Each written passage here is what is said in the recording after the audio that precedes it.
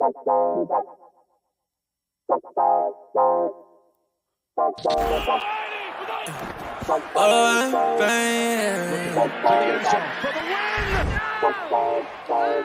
what the fuck? Whoa! Yeah.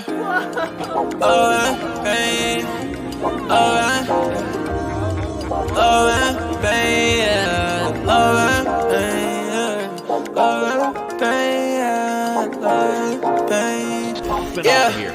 Yeah. Hey.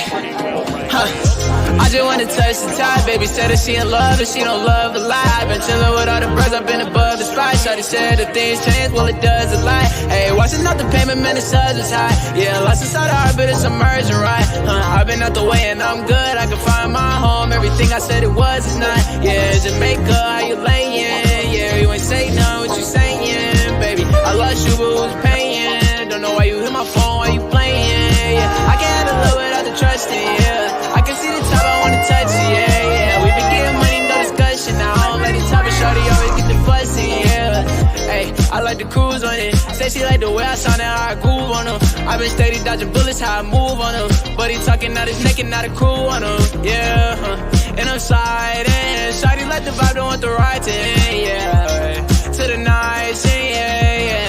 To the nice end, I can always keep the cool, I'm never fighting. Man, I love is all the cake without the icing.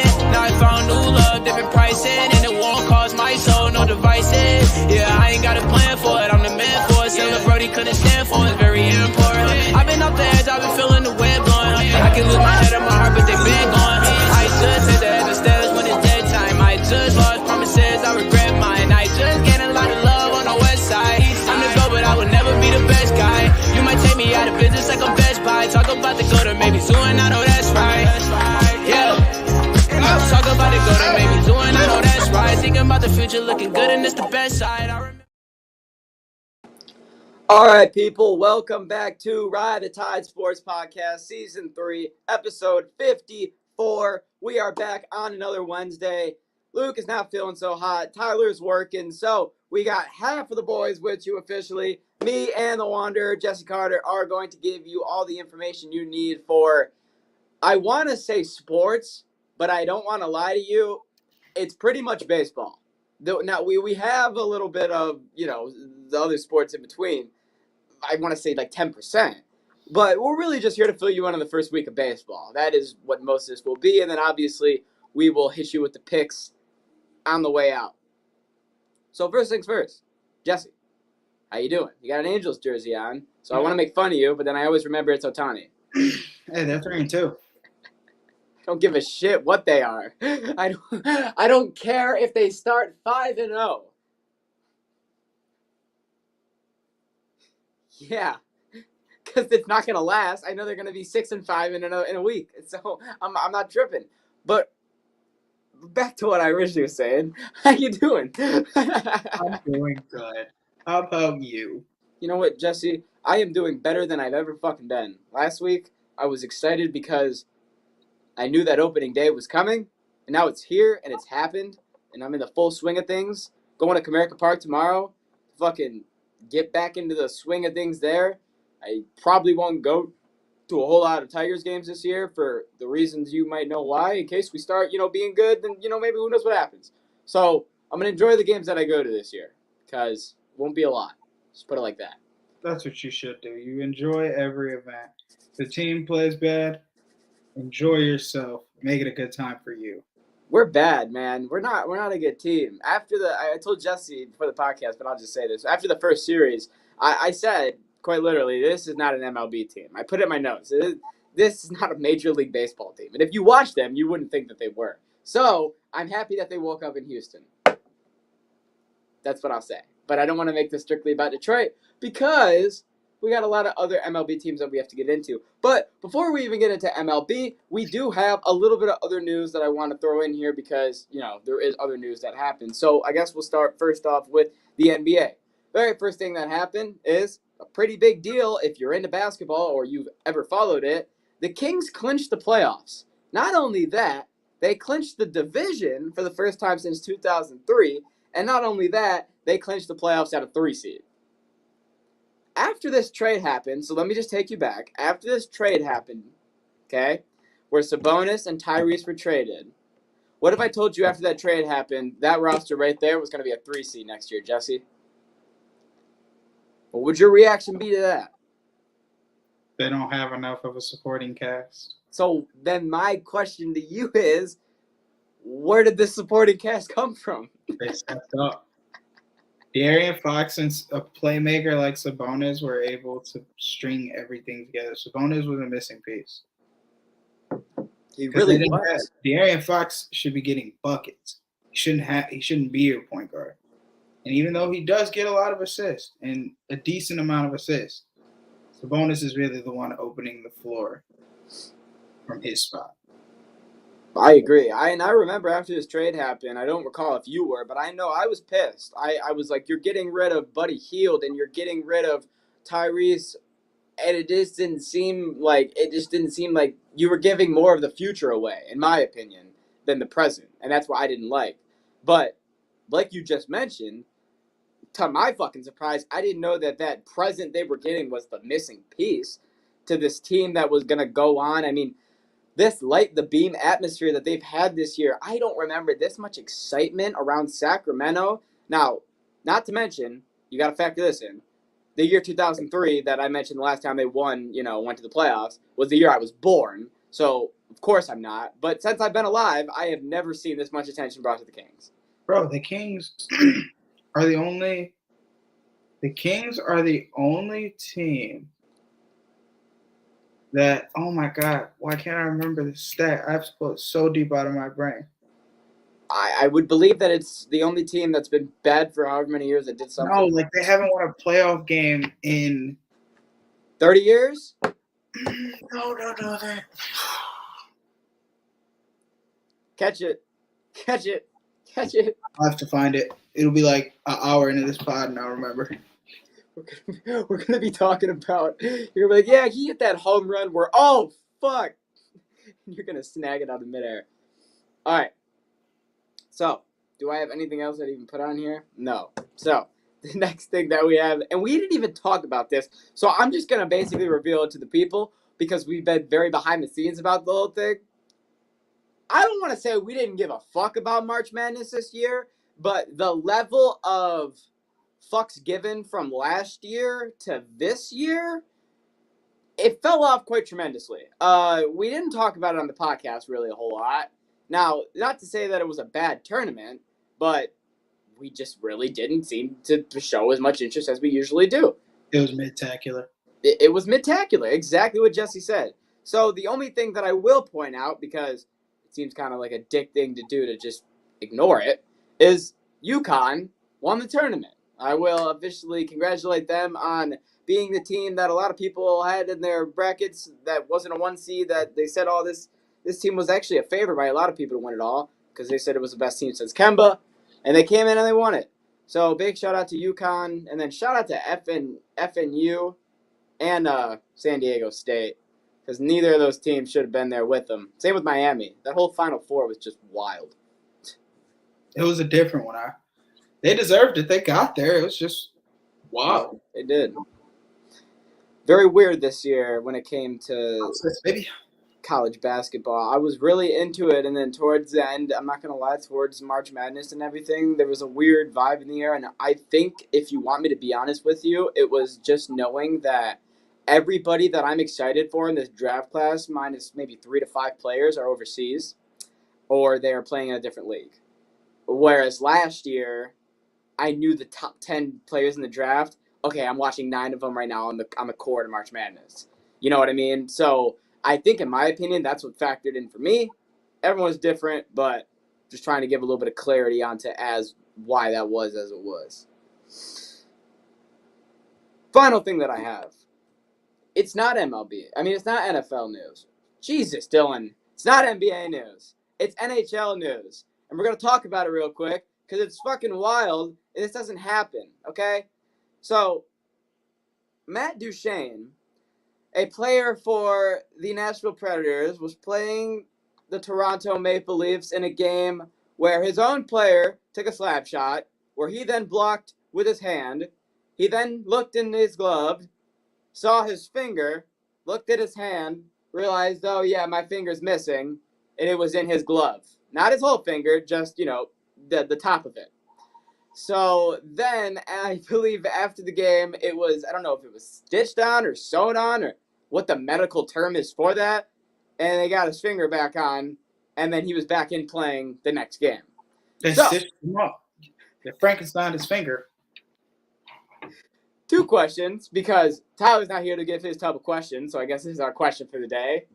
What the fuck would you do if you were in a game and you looked in your glove and said, oh shit, there's my finger? You look at your hand and go, yo, fuck, my finger's missing. Oh, it's in my glove. Immediate reaction.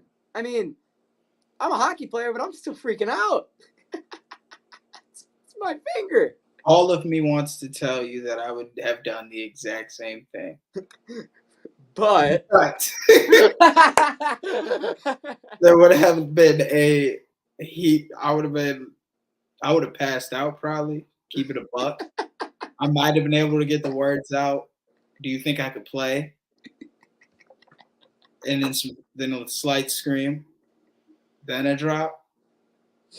Not to be a bitch or anything, but I've never had my finger. I've taken a slap shot to the ankle. Right. And that almost put me down. Can't imagine nowadays getting my finger. You look down at your hand like, shit, that really hurt. Oh, fuck. Maybe the adrenaline would keep me from the adrenaline would probably keep me up, but at the same time, I don't think you would pass out, but finger. I think what? My finger. Yeah, I think that it would be similar to me, where I think it would genuinely be just get me off the bench, and I'm over there just, Dylan, what's wrong? My fucking finger. I mean, what do you mean? Like, I would just be out of 10, bro. I'd be freaking out. But then, my second question is there any other sport besides hockey where you can see this shit happen and in the very next game, I mean, they're right back out of that finger's back? No. Not back, but it's back. I'm sorry. You don't. Just had to give a little praise to hockey there, because I knew that that's something Luke and Tyler would have brought up. Imagine a basketball player's finger getting taken off by basketball. Jesus Christ. The pure wow. Do you think 103 can take a finger off? You know how hard you'd have to chuck that basketball, man? Do you think 103 fastball hitting a finger in between the bat? I think if Hunter Green hits 105 and he gets you on the right spot, top the finger, he could probably take some off. Like, no batting glove, your pinky's out on the bat, it's gone. I think so. Or like rookie year Aroldis Chapman, he could probably kill somebody. All right. We are going to move right on to the MLB news. And by the MLB news, I mean the majority of this fucking podcast. So, you know what? This is disgraceful. I'm changing this right now on the spot. It's MLB with McDilly and Jesse, okay? It's not just me. Without Jesse, I would just be a man on a lifeboat out here just saying shit and then looking for a reaction, and then I just gotta fucking go to the next thing, and it would be a mess, all right? It's a 2-man boat, and he's got one oar and I got the other. Okay? You're lying. I've been doing this for 30 goddamn minutes. It's your turn to row. No, the thing is that it always says McDilly, and I'm like, well, it's always Jesse with me, so that's disrespectful. Oh, God. Dylan got power. That's exactly what it is. They gave me the power to control this shit now. All right. So, as my psychotic ass watched every single baseball game and then watched the highlights of every single game, I made some notes as I was going along just about what's been happening so far, and I figured that we could just have a conversation about the first week of the MLB. We'll talk about some teams, talk about some players, talk about some shit that's going on. So, very first thing that I have in big, bold letters. Jazz Chisholm can't play center field. Let's talk about it, okay? This man got moved to center field this year, and nobody was worried, because if you look at the size of Jazz Chisholm, you look at the way that he plays, you go, okay, He's mobile enough. He's athletic enough to where he should be able to play center field, no problem, almost like an Andrew McCutcheon type. That's literally what I thought of. Or Byron Buxton, you know? He sucks. He's horrible. God fucking awful. I have seen not one, not two, not three, 4 errors from him. I've seen 3 out of those 4 errors be terrible reads where he could have either let the ball drop in front of him and he made a horrible diving attempt, or he just took the god wrong read to the ball. And I'm sitting here and I'm like, this dude has no idea how to play center field. And then to top it off, as I'm over here getting fucking irritated with this guy, he gets injured today. He goes sliding into third base, and we don't know the diagnosis of the injury, but they're saying it's not looking good. He's going to be out for some period of time. And now I got everybody on Twitter once again talking about, oh, the MLB, the cover curse is back. Oh, fuck out of here. It's not what it is. But I don't know if you were aware of this center field problem to begin with, but Nope. yeah, he can't play center field. He is, it's bad. Like, the fact that I haven't seen it in the headlines is actually shocking to me. But yes, do you have any reactions on that? I mean, just I guess hearing that. He was, keep in mind, a Gold Glover at second base. Yeah, I thought he was blah, blah, blah. I thought so. Second basemen usually don't get moved to the outfield. Like, Jazz plays fast, but that's the thing, is that he has has no perspective on the ball to read. No, his perspective has been horrible. It's almost like, do you know how in MLB The Show, at least this year, there's a red line to the ball? Like when you're playing outfield, or it will like show you the correct path to the ball to go to.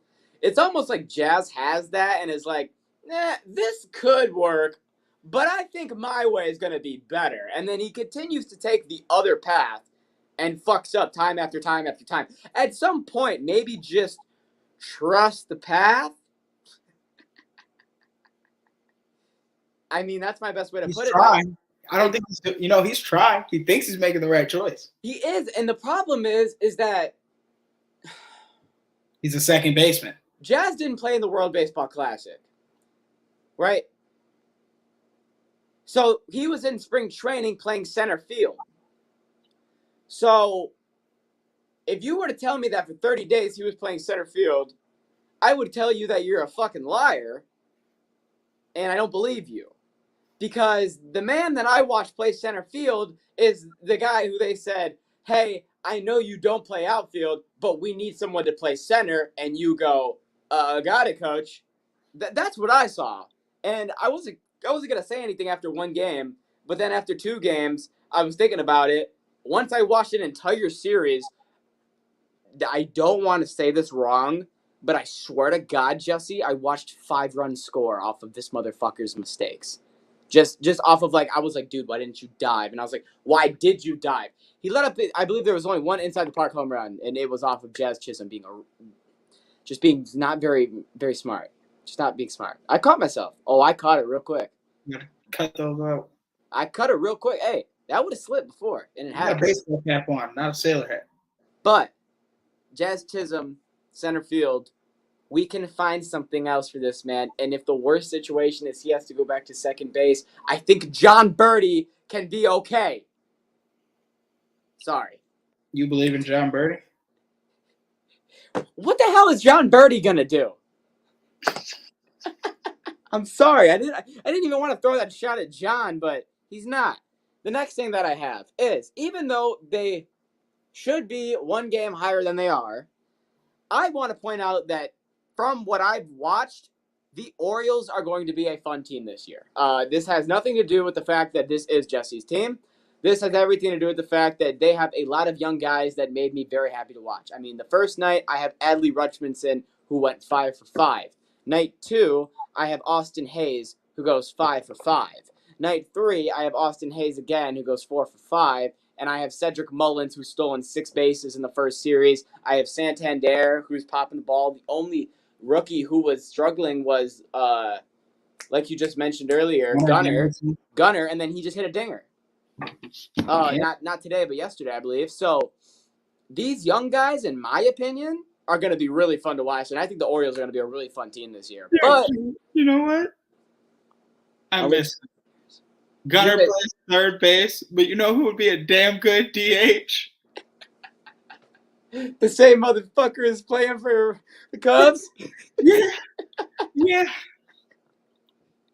Hey, man, I do want to ask you, though, not only is it a good spot to be in where you have a good team, in my opinion, but I said this a million times last year.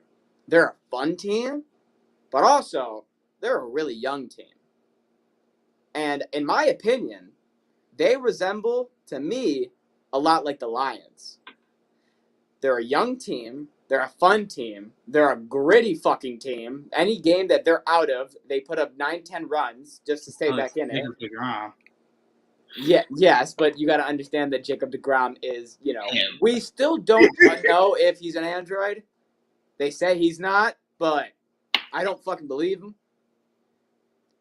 Besides that, though, with all those factors in play, what are your actual expectations for the Orioles this year?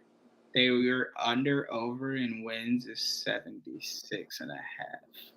They'll go over. Okay. Do you think that this is going to be a team that come playoff time, like last year, they'll actually make it this year? I was going to say, like last year, they were in the talks and then things fell off. What do you think is going to be similar? Or do you think they're going to actually pull through? I hate to say it, Jesse, but I think they're literally going to come up like this much short, but it's going to be like Seattle. How like everyone's going to be pushing for them. Like, okay, they're wait till they get one more person and the Orioles are going to be a fucking dog. I think it's going to be very similar to that, in my opinion. But if they make the playoffs, the only thing I can hope is so did Toronto and the Yankees didn't, because then I'll be a happy man. Yeah, but next thing that we have, let's talk about this. Let's talk about this Rangers offense, because my God, we knew that this team had some high expectations after the money that they decided to spend over the past 2 years, but their run differential right now is plus 28, as where we stand. Currently the best in the MLB, and the first series we knew, seeing as there is a 6-0 team, right, and then the Phillies, who we knew had bad pitching staff, got absolutely destroyed by the Rangers, and then the Orioles, who are a lot better team, we saw just get outperformed by the Rangers offense. So now in all 6 games, you're just looking at, okay, they're just raking. And then every single person, a new day's a hero. Okay, so now you're just looking at it and you go, everybody's hitting. Yep. And like we say a million times, Pitcher's Ballpark, all 6 of these games have been at home. If the offense is going crazy like this, no one has even talked about this. At home. Nope. What the hell is going to happen when they hit the road? They got a road trip. In my opinion, when they leave that road trip, they should be the best offensive team in baseball still. Why would they stop? In fact, I want to check who the fuck they have to go play next. Because in my opinion, if it's some team like the Yankees or ballparks that favor them, oh my God, they got to go to Wrigley Field. They're winning that series, and they're going to stay hot. And then after that, of course. Then they're back home. So it's just one road trip, and they got to play Kansas City at home. They're chilling. The Rangers are looking to be in a set spot. So very scary for that division. And speaking of people in that division, we can just swing right over to the team that got fluffed by them. The team that, in my opinion, is currently the worst in baseball, like Jesse said, because they haven't won a game yet. There's only 5 games, but it's not. Don't get me wrong; they're missing very key pieces. They're 0-5, but let's talk about the fact that these key pieces that they're missing do not include their bullpen, who let up 9 runs a game to Houston, and then granted they had to go to Yankee Stadium, which isn't easy for any pitcher, but they let Aaron Judge and Stanton hit a 485-foot fucking bomb to set the tone. The power man himself. I mean, this Phillies pitching staff is, I don't want to say god-awful, but the bullpen is. I have no problem saying the bullpen's god-awful. Yeah, the starters are straight. They had good years last year, starters. No, the problem is with Philly is I think it's very similar to Detroit. Your starters are going to have to go 6-7 innings a game. Because once you throw in the bullpen, that's when if you don't have a 3-4 run lead, you're going to be worried. Yeah. It's the same situation that I believe the Tigers have right now. 6-7 innings of Casey Mize, Matt Manning, Tariq Skubal, like, that's fine, and we're good. It's once Foley and the rest of the bullpen comes in where you go, fuck, I don't feel safe. It's honestly the same thing in my opinion, but like you said, the thing about the Phillies is we talked about how they really just had to, it's almost like they just need to hang on. Just hold on until Bryce and Reese come back, okay? You got a shit ton of weight. Just hold on. They'll come and they'll take it off, all right? I think they're going to collapse. I think the weight is going to make them drop. Trey Turner's like, damn, this was supposed to be fun. Right. Y'all left me. I know he's mad, bro. Heard. Trey's watching the Dodgers over there, 5-2. He doesn't He's care. like, man, what the fuck? He's like, when they get back, you're gonna be scared. I'll tell you what, though. My only fear is they're gonna come back, and Trey's gonna get hurt. Because this man is gonna carry his workload for like 60 to 80 games, and then they're gonna come back and he's gonna be like, well, it's about fucking time. Because you guys haven't been playing the past 80 games. My arm's broke. I don't know. But I'm worried, okay? It's a lot for just Trey. He thought that he was going to have to come over here and play his role on the Dodgers, not his role on the Nationals. It's tough, man. It's tough. He's got him and JT. Sometimes the cookie crumbles. Yeah, and right now, that cookie is turning into a fucking crumbly mess. Just a god-awful, crumbly, disgusting, pick out of your teeth mess. Okay, next thing that we have is, you got an Angels jersey on, so let's talk about some Angels, right? I mean, they're 4-2, but the main thing that everyone's been talking about that has happened, 3-2, out of the Angels is, after the very first game of the season, there was a fan that called Anthony Rendon a pussy and told him he sucks. You want to know why? Because the Angels lost. So the home team is going to heckle you. And, yeah, he sucks. He's overpaid. And Anthony Rendon, instead of like anyone else. Okay, first off, this is game 1. You should not be that rattled on opening day by anything that is said from anyone in the crowd. Let me just throw that out there, first off. But to the point where after one game, one pussy comment, he grabs the fan by the shirt by both hands over the railing, pulls him up to him, says, you talking to me? You talking to me? He's like, no, I wasn't talking to you. He's like, yeah, that's what I fucking thought. And he pushes him away, swings at him, and then walks away. And Trout's walking back, the fuck is going on? Rendon officially was revealed by the MLB that he has been suspended for the next 4 games. 4. He did not play. It's over. I just realized that 5 games have passed after opening day. His 4-game suspension was played, so that means that Rendon, his suspension's over. But he was suspended 4 games, and he got into a fight with an A's fan. And also, what's surprising about this entire thing, in my opinion, is that there are A's fans. So, I mean, that's crazy. There's A's fans. They just be quiet. You just don't see them, bro. They just blend in. They're only... like they wear that camo. That's why they wear that green. Things happening. You won't even find them in Oakland when you're looking for them. You'll just find them near the stadium or wearing athletics gear. They don't say they're A's fans. They say they're baseball fans. Hey, it's my home team. Right? Yeah, they're gonna go. You think about them? Yep, they're my home team. Exactly.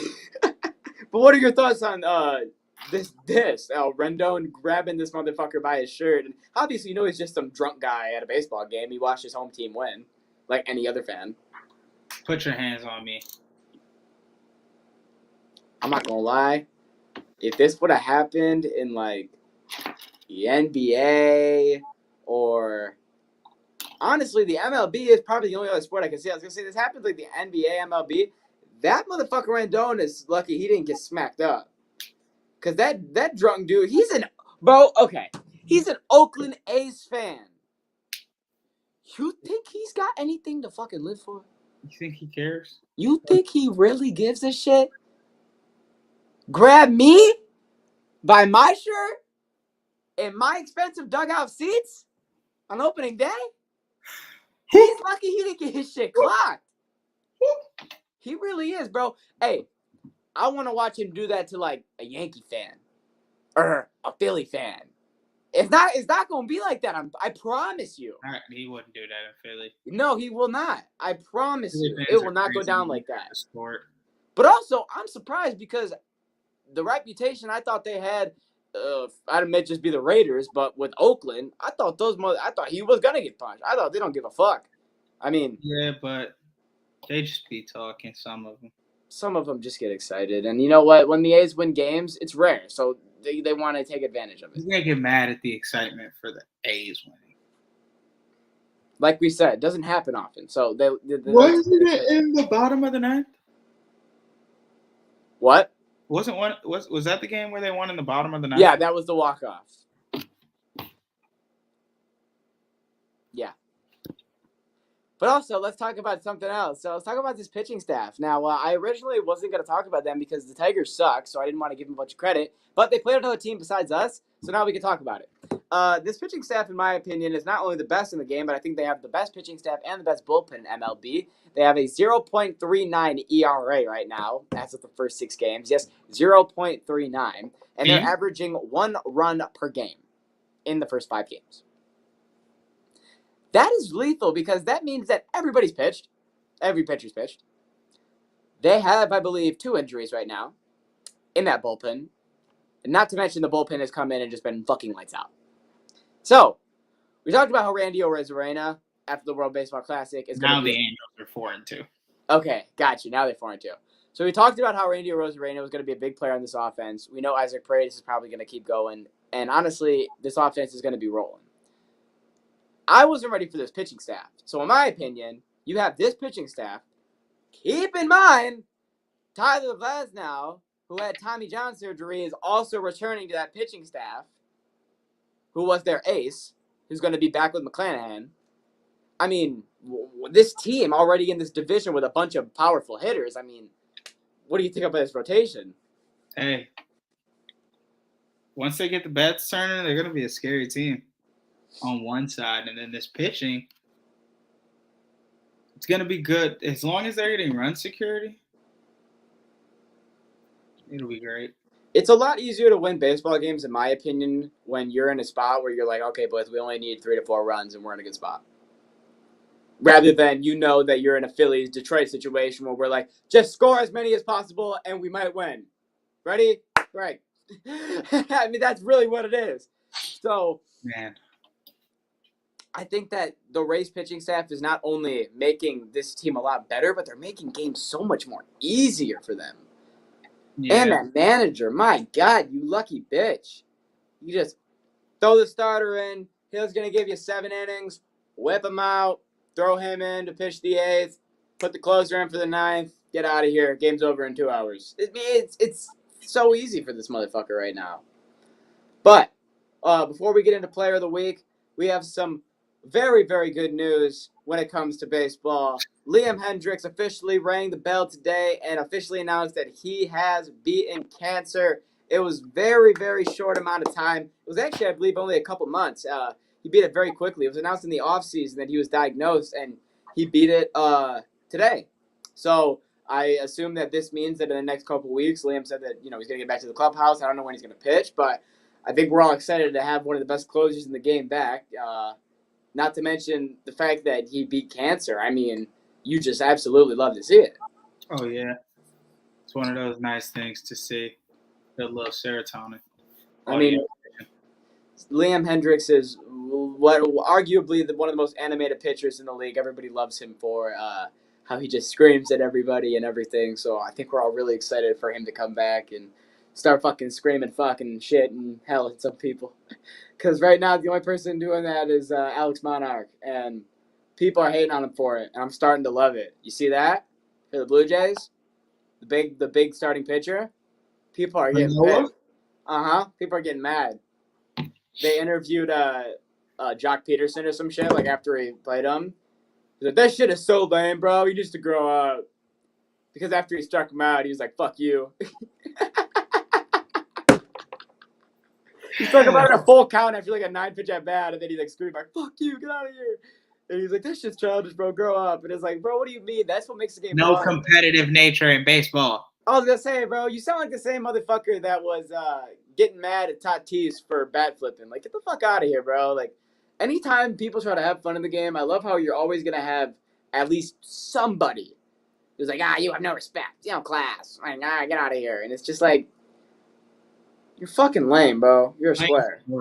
Honestly. It's like any competitive sport. Have a little passion. You know what I mean? Jesus. You pay to watch me. Seriously. That's what I'm saying. That's honestly the end of the day. That's what it should come down to. You're the one paying to watch me. I don't understand. I don't go to your games. You don't have any.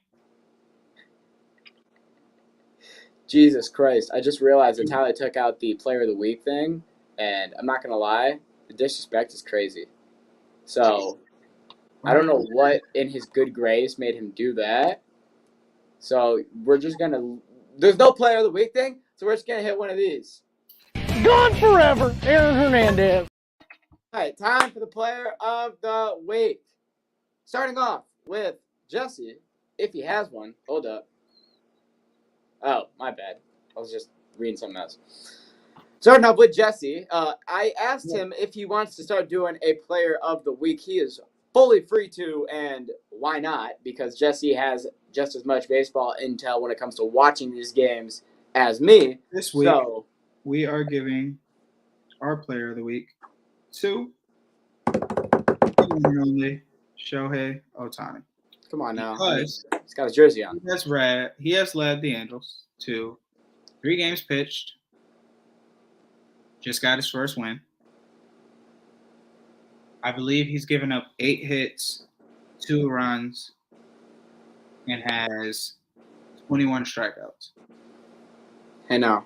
In 18 innings. He got 8 today. Yeah, we'll go with that number. If I'm wrong, you can call me out on it. I'm not going to lie. The only reason why I think you're wrong is because there's no way this man's already pitched 3 games out of their first 6. He had 2 games when I looked before he played today. He's pitched 3 out of their first 6, 7 games? Hold on. Ohtani.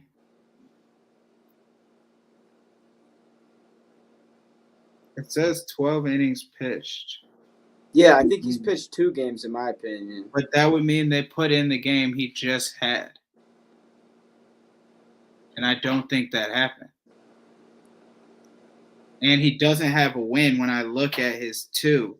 But he has a win today in the category. They didn't add it yet. He had 8 strikeouts today or 6. What did I say? I'm so sorry, people. No, you're good. I just realized that he pitched 2 games and he's 1-0. 0.75 ERA, and like Jesse said, everything else with the strikeout category is correct. So Shohei Ohtani, Player of the Week. I mean, he's pitched in 2 games, and what did I just say his ERA was? 0.75. I mean, come on now. So I would completely understand why he is Player of the Week. I took, obviously, the simpler approach. I mean, every game this motherfucker had 2-3 hits, and not to mention he was just in every single clutch category when it came to, we need a big spot. Adam Duvall comes up to the plate. There's something big's about to happen. It's Adam Duvall. The fucking outfielder drops the ball. It's okay. Who's up to bat? Adam Duvall. Like, this, he really did. There was some luck involved with it, but every big at bat this man was up to. And the first 21 at bats that he's had, he's batting .476. He's got 2 home runs, 9 RBIs, and he's hitting a 1,000 slugging with a 600 OBP. I don't know about you, but fuck me, that's pretty good. The only other player that I even had in my mind that I also wanted to give a quick shout out to. Jesus. Chapman. Now I was gonna say Will Smith. He homered 3 games in a row for the Dodgers. I know Joey Gallo did too, but those 3 hits that he has are the only hits he has all year. So felt a little harder to give him props. But yeah, also wanted to give a little shout out to Will Smith. I'm not a Dodgers fan, but I'll give some of you guys props when you guys do something impressive. All right. Now, do you have anything else you want to add just in any category of sports? Because if not, then we're just going to roll into picks and we're going to roll on. Pistons officially cannot lose any more games than anybody else. They are in dead last. And you know what that means? We're definitely getting the 5th pick. And hey, it's okay. Victor's not even coming to this draft. Then I guess I'm okay. We tank for nothing. Yep. Now we just got to sit here with our dicks in our hands. Figure out what we want. Ladies and gentlemen, it is now time for Ride the Tide Sports Podcast Picks of the Day.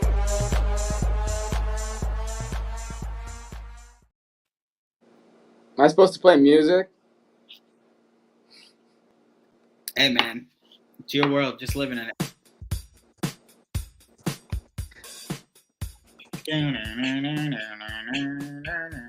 There we go. This is all big enough. They gave me the power, so I said F it. I'm going to take it and run. All right. So here's how we're going to do it, people. We're going to do 3 Downtown Cash picks. We're going to do 3 Puck Luck picks. And then we're going to hit you with the best baseball bet of the weekend. And then we're going to roll right out of here. For those of you who are like, why are you two only doing the picks? And they're not. Because we like to take advantage of situations with other people, and people can't tell us no. So I'm doing Downtown Cash picks. You are doing Puck Luck picks.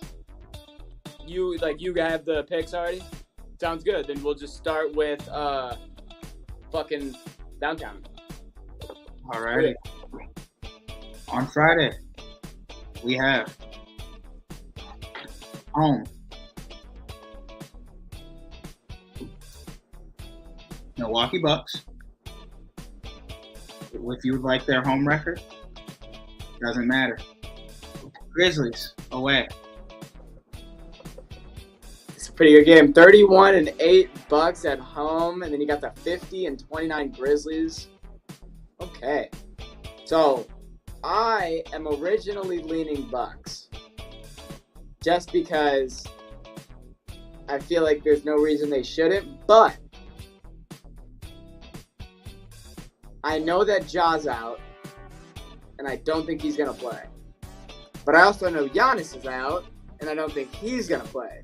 So now I have to ask myself, it's the Grizzlies without Ja, which are one of the best teams in basketball, so I'm going to pick Memphis. And that's a 2-0 Memphis sweep. All right, bet. I like Game that. number 2, we have the illustrious Sacramento Kings Oh, baby.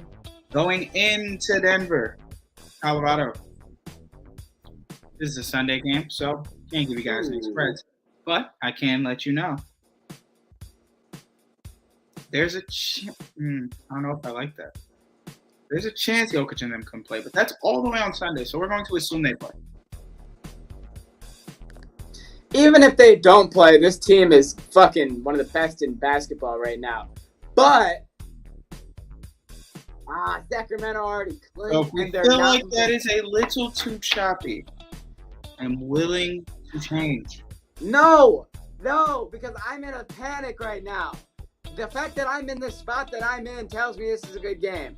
Because half of me wants to go, Sacramento is playing the best basketball they've ever played. But then I'm like, they've already clinched, and they're not moving past the 3 spot. So this game, literally, if they lose, it doesn't hurt them. Same with Denver. Shit. I'm just going to trust Denver's home record. No, fuck. What are you doing to me? Okay. I'm going to ride the Kings. Give me the Kings. No fucking reasoning. I'm just answer before I change my mind. Heard that. He takes the Kings. Who you got? You take the Nuggets? Or the No, Kings? I have the Kings. Oh, I took the Nuggets. Okay, Nuggets bet. actually. And Final game. then, because we don't have any more games. After Sunday. So then maybe what about Thursday? Because you started with Friday. I know. I didn't want to do Thursday because I didn't feel like there was any games that were really worth it. Nuggets Suns, I don't think it's worth it. Chose the later game for the Nuggets. What about? I didn't think they might not play Jokic. Hey, bang! I got a game tonight, 10 o'clock. Clippers, Lakers, at home. Clippers. Oh, you're talking about the battle for the who has more wins in LA? I mean, this battle for the wins in LA. Not to mention that both teams are right next to each other in the standings, so this is a big game for them. Lakers. So we'll do this game, and I'm Easy pretty Lakers. sure. Let me just double check. AD is supposed to play, but LeBron is doubtful. AD and Russ, I'm trusting it. I'm gonna ride the Lakers tonight. Who you got? Lakers. So we're either gonna go down on a shit, or one of us is gonna go up. Yeah, I like that. And then that will be the Downtown Cash picks, and I am actually running the Puck Luck pick. So eat it, Luke.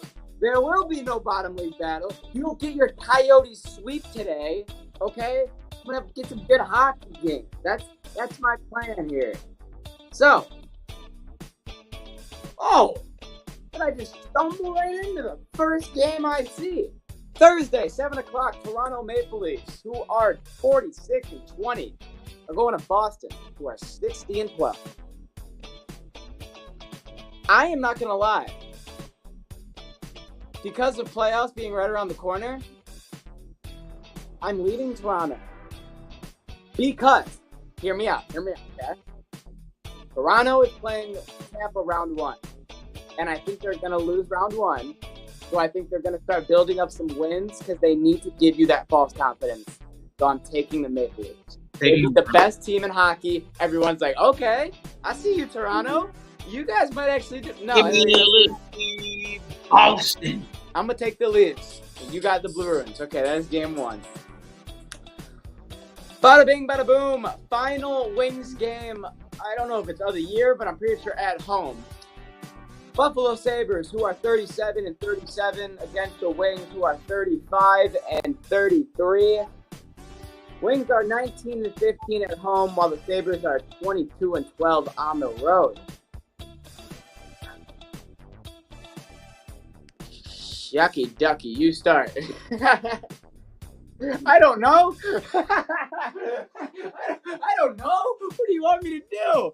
I mean, I want to take the Wings, but like, the Buffalo is not. Okay, you know what? No.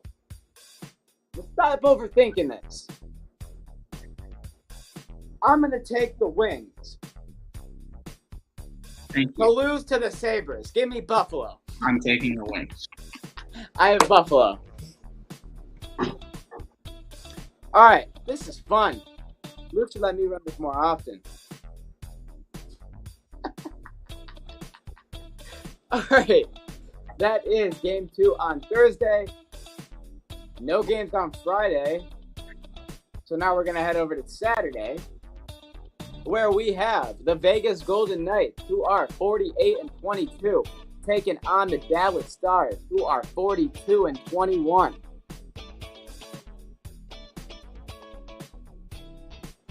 Call me crazy, but I'm gonna take the things that appear on the flag, and that would be Stars. I'm going to take Vegas. Just because now that I know that we're officially split on pretty much every game, one of us is going to have a really good week and one of us is going to have a really bad week. Considering that I'm in first and you're in last, I honestly hope that you sweep me this week. Hey, I'm serious. I hope you I sweep don't me. care if you're serious. I hope you Point out position. you sweep me. Piece it. Because you'll still be in last and won't mean shit.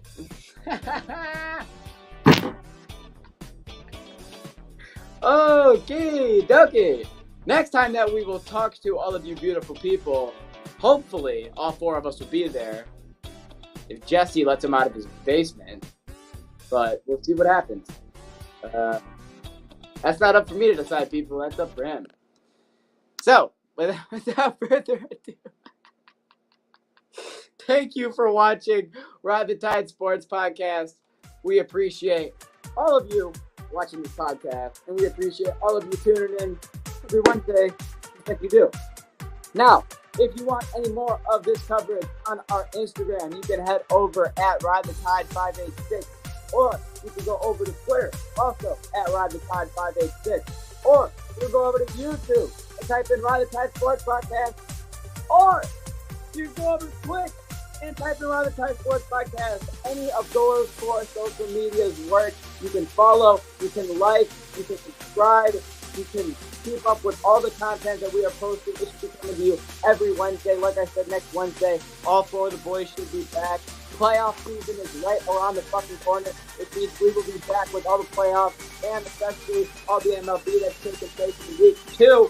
I got nothing more that I got to say other than everybody have a great rest of your day. I'm McDilly. Have a good one. Peace.